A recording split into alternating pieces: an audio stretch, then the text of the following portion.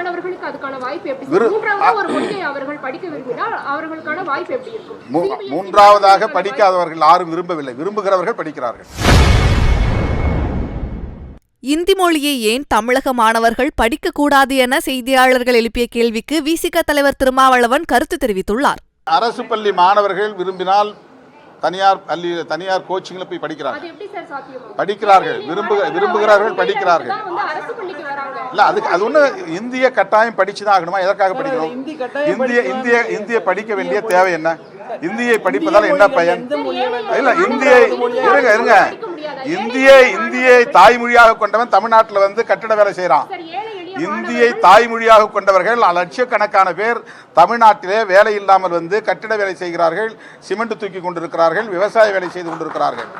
இந்திய தாய்மொழியாக கொண்டவர்களுக்கே வேலை கிடைக்கவில்லை. இந்தியை கற்றுக்கொள்வதால் வேலை அவங்க விருப்பப்பட்டவங்க படிக்கிறாங்க.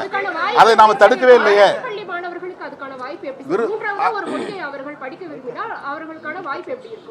மூன்றாவதாக படிக்காதவர்கள் யாரும் விரும்பவில்லை, விரும்புகிறவர்கள் படிக்கிறார்கள்.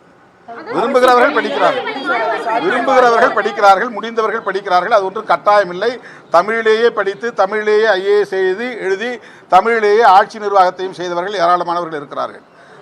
தமிழ் படித்தால் IAS ஆக முடியாது, IPS ஆக முடியாது என்ற நிலையெல்லாம் கிடையாது.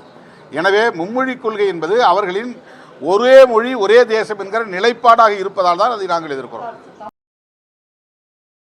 செய்திகளை உள்ளது உள்ளபடி தெரிந்து கொள்ள ரெஃப்ளெக்ட் நியூஸை சப்ஸ்கிரைப் பண்ணுங்க.